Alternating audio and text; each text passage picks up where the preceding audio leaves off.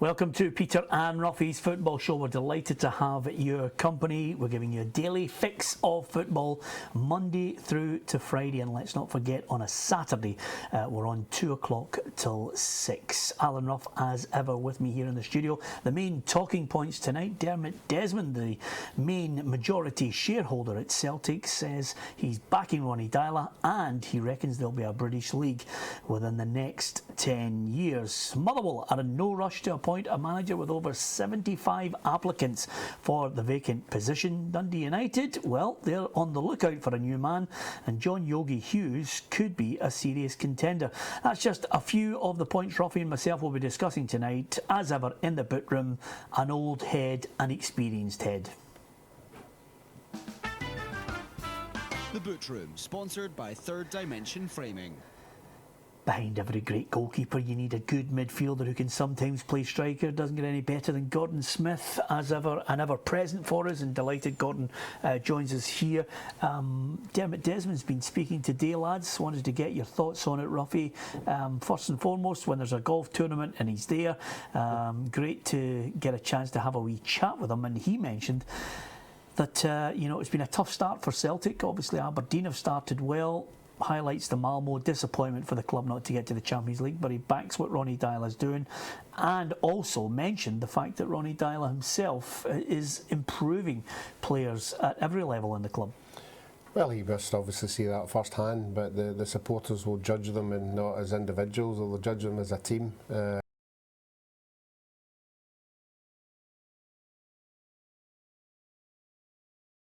And making some money, but supporters being supporters want to be in the Champions League, and that's where they should be. So it's okay saying yes, he's backing them, but I don't think he'd be backing them very often if they're not in the Champions League every year. Well, I think the main crux of the discussion as well was again relating the money that Celtic have and the strength they have on the domestic scene. They don't have anybody that really can compete with them financially, Gordon. I think the majority shareholder is quick to point out that for the manager, winning the Premiership, it doesn't matter by how many points, just winning it is the priority, and then Champions League. But he would like to phase.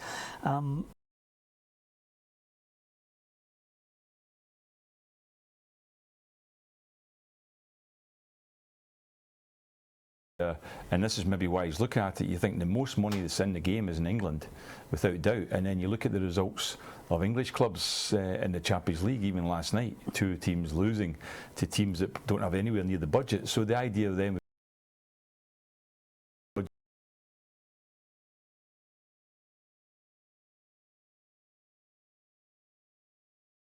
winning the European Championships when no one gave them a single chance of doing it, when you consider the level of teams that were in against them. So from that point of view, I can see why maybe he thinks, look, even whether it's a second place spot through to the higher levels of the Champions League, the upper echelons, because it has been done in the past. Gordon Strachan did it, I think, and I think Neil Lennon also did it before too. Yeah, I think it's just a basic requirement now, because the standard of football has dropped quite a considerable amount, Ruffy. Celtic, well-run club, as Dermot Desmond pointed out today, but they want, as a minimum requirement, to be in the group stages first of all, and then maybe if you've got a kind draw, suddenly you can do something out of the ordinary. Yeah, as a club and supporters, when you get a taste of Champions League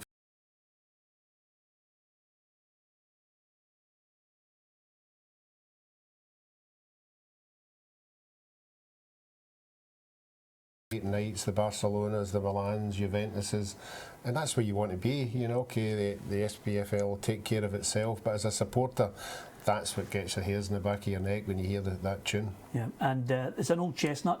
Every journalist has to ask the question, with the limitations that come with playing in Scottish football and watching the money, as you mentioned, Gordon, down in the Premier League in England. Dermot Desmond feels the way broadcasting rights are issued nowadays, in the next 10 years, there are so many people that are going to be able to broadcast football that he feels as if eventually that it will force a British league together. Do you see Do you share his view? Actually, I don't know, but I'm astonished he would say that. He might have a lot more knowledge and insider information than we have on this, but I can't see it, because I can't see for a minute that the English clubs, even like in the lower divisions, would consider the fact that Scottish clubs being in there would be a benefit to them in terms of financially, because they get plenty of money just now.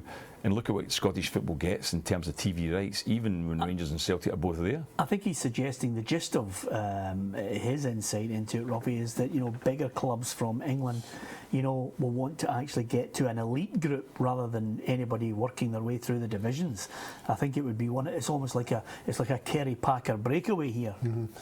I think it's hope more than anything else. There's no doubt about it. Teams like Celtic and Rangers see the money that's getting thrown about down in England, and you'd want to be part of that. You'd be foolish not to be wanting part of it. I'm like Gordon, you know, I would have to think that there'd be a few things, drastic things would need to happen before that was. Remember the big ballyhoo we had when we were talking about having a British side? You know, would Scotland lose its identity as a national team? All these things would start getting thrown about as well if we had clubs playing down in England. But I think it's hope more than anything else. Yeah, and of course, just in case you thought Ballyhoo was going to die, Ruffy has kept it alive for us in a football programme. I'm happy with that. As far as the other news is concerned, guys, I don't think Motherwell need to be in any great rush. It's early in the season. They've got a win under Stephen Craigan. There's over 75 applicants for the job, so they can sift through that, wait till the game's finished at Dens Park against Dundee, and then analyse short-term Stephen Craigan. Maybe get his feelings first and foremost, I think, before they start looking at maybe a short list of 4 or 5. Yeah, that was a strange one. And after the win, obviously Stephen came out and told everybody that he's not guaranteed to be the manager. He's got a lot of things he's got to have a look at. The Irish situation, he likes being with the under-20s and all that. So I think he's sort of left a void there. If there was 4 really good candidates, the club might look at it and say, well, Stephen, we like what you're doing with under-20s, we're going to go with somebody else. I think he wouldn't want to say he was wanting the job until such times as he's been told he's a real candidate. I think that's what he was doing there. I think he was being quite clever, actually. Yeah. I won't put myself forward as a candidate here, because I might not be, because he wouldn't know who basically all the other applicants are. Yes. And you're saying there's a whole load of them. Now, as I say, he's got one advantage over them, as you said, Peter. He's got games to take Dundee, and if he gets 2 wins under his belt, he then becomes one of the candidates, I think, because they'll also be taking a bit of information on it, as you would do in management, to say, what's the reaction been with the players? What do they think of him? Because 1 or 2 of the players already went public on it and said they would like him to get the job. Yes. That's quite strong for that to happen. Yeah, there's also self-preservation, because some of them will probably think to themselves, well, we know Stephen, maybe he won't be able to make that tough decision short term. Certainly, I'm not doubting for a minute he'd be able to make it long term. But as far as 75 applicants, you know, again, you have to look and say to yourself, a lot of them are out of contract, you know, and do they go for somebody that doesn't have that knowledge of the game? I think you could easily whittle it down to people with experience, with the knowledge of the Scottish game, maybe with an affiliation at some point in the past with Motherwell, but yeah, again, I would love to see the names. You know, it's interesting. There's only 70 applied for Dundee United, so I wonder what 5 don't fancy that one. Yeah. So The other thing you got to look at is maybe even people in lower divisions, because I think that always comes into contention, that somebody who can do really well with limited resources. Because let's be honest, Motherwell as a professional club, a Premier League club, have got limited resources. So what you need to do is do better. Stuart McCall was doing that. I mean, had Motherwell very successful. I don't know whether he would ever consider going back there. I don't think so, because he left, he wasn't put out. I don't think he wants to go back. Yeah. But I think there are other people out there who are coming through in the game and they're learning the game, and they might just come into contention, because that's the kind of person you're looking for. It's not somebody who's been running a big club and has plenty of money to spend that you're really looking for at Motherwell. Yeah, and as we always say, Ruffy, it's such a fickle game, football.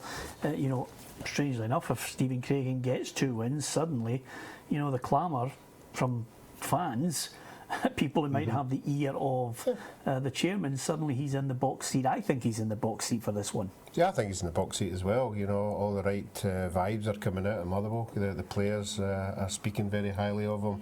The work that he's done at the under-20s is very highly as well. You know, he's a sensible guy. You're right, a couple of wins as well. You know, that everything's geared towards. But I think he's still got to convince himself that he wants it, because there's a lot of pressure with being a manager of a football club now. Yeah. Okay, from Motherwell we'll talk Dundee United. We'll discuss the comments of Martin Waghorn, the Rangers striker, and what he thinks of Rangers' chances of challenging next season, possibly even European football. We'll get your thoughts on that, and also we'll look to the next stage of Champions League coming tonight after Arsenal's mishap last night, and Chelsea as well. Who'd have thought?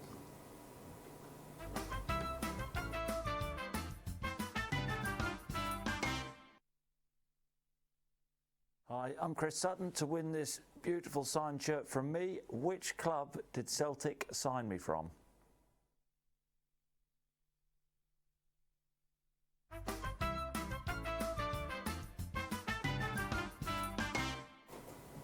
Welcome back to Peter and Ruffy's Football Show.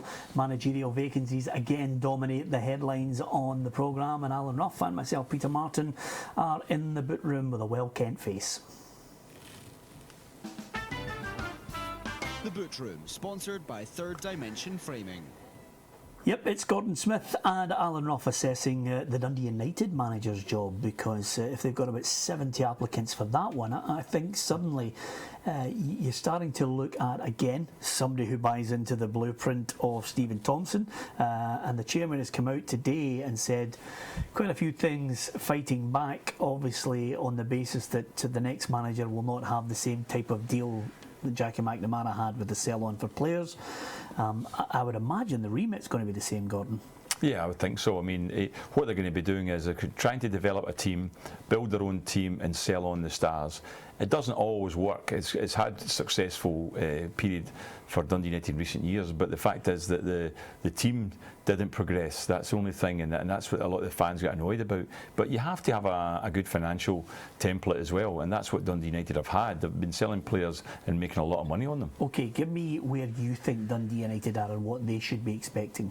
I think there's got to be, I think what they have to go down maybe probably the same route as they're going down now, but they have to be sure that the players who are coming in, who are replacing the stars, are of a certain level. I mean, they would probably think that they were, and you don't know whether till you put them in the team, you get them going, whether they do. But that's the big problem that Hibs had years ago. Remember, Hibs made a lot of sales, Peter, and then the team went downhill because everybody thought, oh, this is a very, very successful template in terms of how you do it. But it doesn't always work over the long term. But I think they'll continue with that, because that is the way most teams have to take the game forward. Should they be winning cups? I was surprised when I read in the history of the club they've only won 5 cups.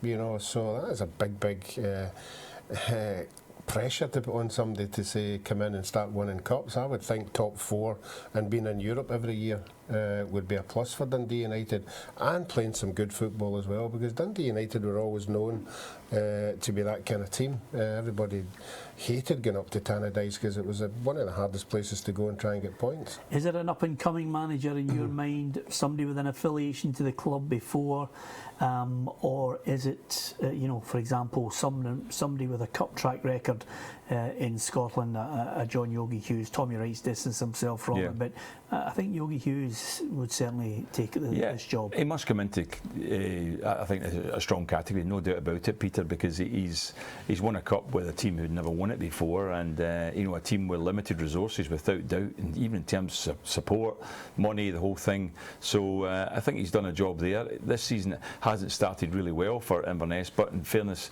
last Saturday's result might have been the kind of thing that Stephen Thompson would look at and think, oh, there's Aberdeen just lost their first league game and it was to Inverness. And he's done a good job there, there's no question about it. It was always going to be difficult when Terry Butcher had them so high up the league, but he's gone in there and brought success, European football and a cup win. And if Stephen Thompson's looking for that for Dundee United, he might think this man is the very man to do it.